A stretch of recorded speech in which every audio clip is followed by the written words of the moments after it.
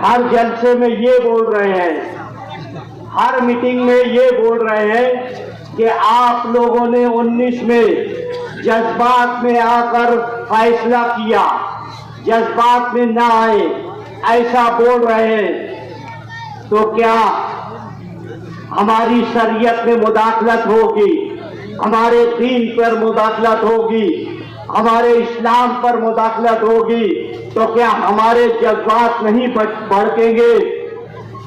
अरे जज्बात तो एक कुत्ता भी जाहिर करता है, वो रो कर बताता है हम तो उम्मत मोहम्मदिया हैं, हम इस्लाम के लोग हैं। जज्बात में क्यों नहीं आएंगे भाई? बोलो, शेख आसिफ का कोई लीडर असेंबली पार्लियामेंट में तलाक सलासा का पेपर फाड़ा क्या? हमारा लीडर असदुद्दीन अवैसी वो मुंह पे पार्लियामेंट में पेपर फाड़ा है।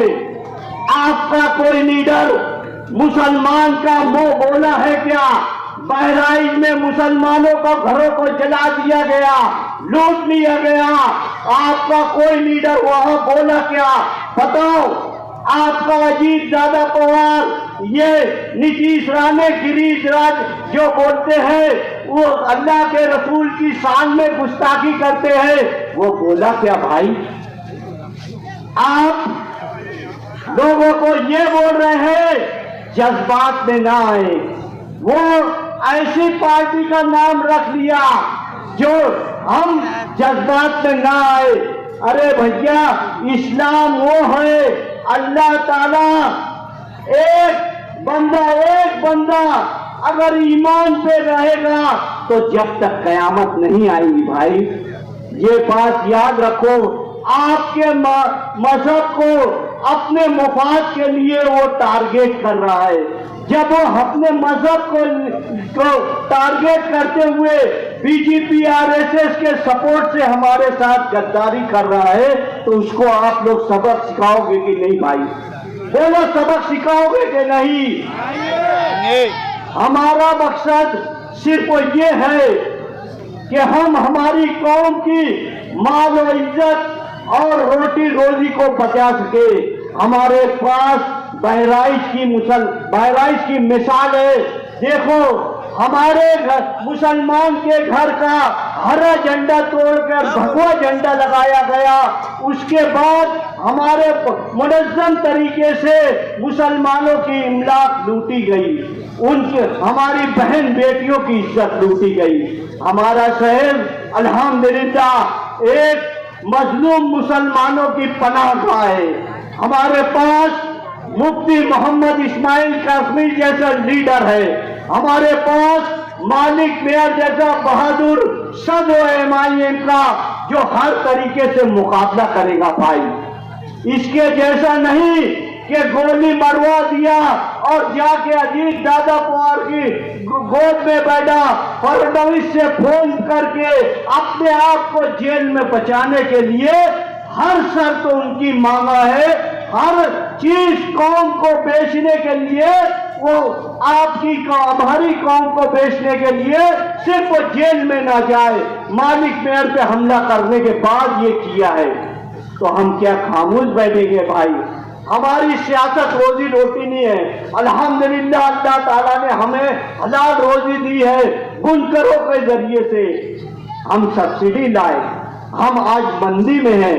इस हिस्से में मुझे मालूम पड़ा कि 15 सालों से मुकादम लोगों को एक कॉलोनी और बहुत सारी मुआवजा देने के वास्ते ये 15 साल से यशवंतराव चौहान स्कीम के तहत बेवकूफ बना रहे हैं। इस हिस्से में मजदूर भाई है। बोलो, वो 5 साल एमएलए थे, आपकी क्या स्कीम बनाए? ये मुफ्ती मोहम्मद इस्माइल कासमी साहब बैठे हैं, मेरे साथ बुनकर तंजीमें थे। हसन मुशरिफ जो है कामगार का मिनिस्टर था 2.5 साल पहले, हमने जाके मीटिंग लिया।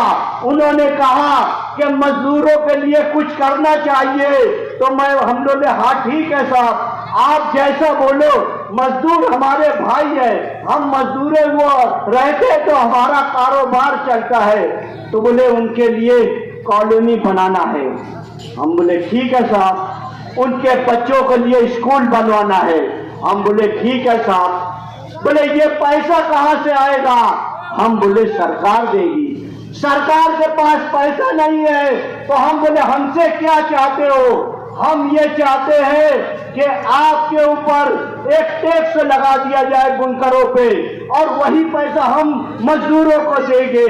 तो हमने कहा ठीक है साहब, आप जैसा ठीक समझो। तो 1 रुपया किलो सूद के ऊपर सरचार्ज लगाकर वो जो रुपया जमा होगा वो बुनकरों के मजदूरों को दिया जाएगा, ऐसा फैसला करवाया हमने। आपने किया क्या मजदूरों के लिए? ये लड़ाओ और हुकूमत करो, ये जात पात में बांट कर हुकूमत करो। तिरन्नू का फसाद हुआ, बंबई में मुसलमानों को लूटा मारने जाने लगा तो खोजा लोग को भी मारा गया। तो बोले अरे बोले तुम भी मुसलमान हो, ये बोल के मारा गया। वहां शेख सैयद पठान अंसारी किसी को नहीं देखा जाता है, ये मुसलमान देखा जाता है और उसके सीने को गोली मारी जाती है। ये सब चीजें से हमको बचाना है।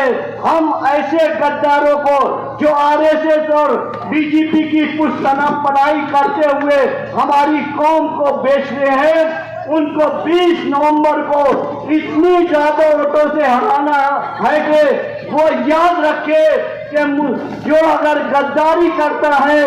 आपको एक बात बताना तो चलूं, बदरुद्दीन अजमल जो 10 लाख वोटों से हारे, क्यों हारे मालूम है भाई?